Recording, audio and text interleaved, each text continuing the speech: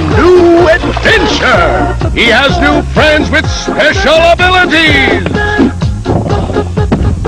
He has new enemies with funky attacks! But will he save the princess? Woo! Find out in Paper Mario! Rated E for everyone.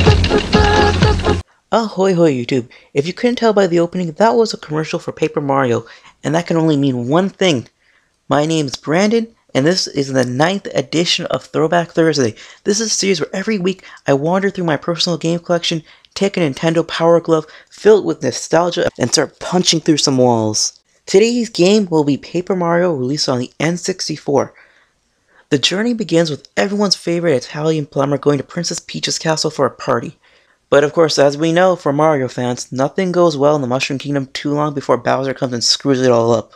As Mario refuses to bow down to the king and bravely stands up to defend Princess Peach. It's so poetic, man! He's defeated quite quickly, and easily mind you, after Bowser gains the upper hand via Star Rod.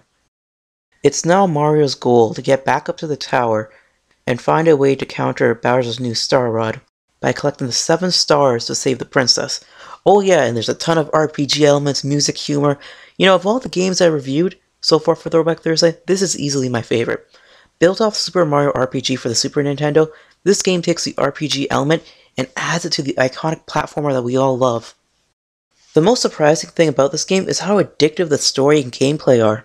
As a chapter-based game, it sets up the appropriate climaxes, eventually leading to the point where you're just racing to see the next cinematic.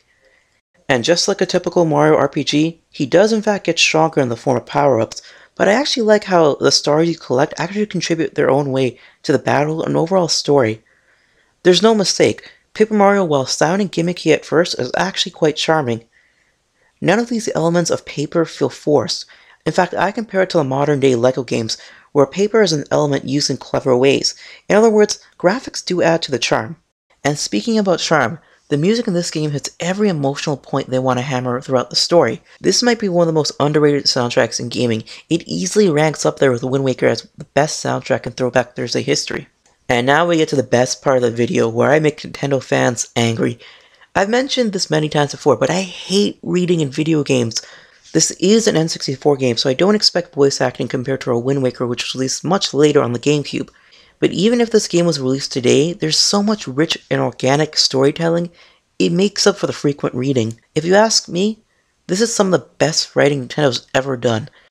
It's unfortunate they can't seem to get their act together when it comes to releasing voice-acted Mario and Zelda games. Because of this game, it did spawn off many sequels and spin-offs, but in my opinion, they kind of lacked that heart or soul that was in this game. It was an interesting dynamic with Mario. He's a silent protagonist for most of the game, but his partners actually have personalities. I find myself emotionally invested in everyone and their backstories in this game. Thousand Year Door, on the other hand, was released on the GameCube, and it felt hollow to me. It felt like I was playing a shell of a Paper Mario game. I think if you use the word personality, you'd be on target with describing this game. There's so many rich, vibrant, original characters. And now for the cool story bro segment of the week. I didn't buy this game when it came out. I rented it and fell in love. The problem came 2 years later when I wanted to buy this game to finally complete the story. Have you ever called every game store in your area asking about a particular game? I did. Unfortunately, this game got released extraordinarily late in the N64's lifespan, even later than Majora's Mask. Finding a copy of this game as a teenager without a credit card in Toronto was a major task, but as someone who loved the addictive quality of this game, for me, it felt more than worth it to search every game store for weeks on end. And the recommendation for this week is a little bit old school. Check out Super Mario RPG for the Super Nintendo. If you like Paper Mario, the Super Nintendo game has its fingerprints all over the story, combat, and even dialogue.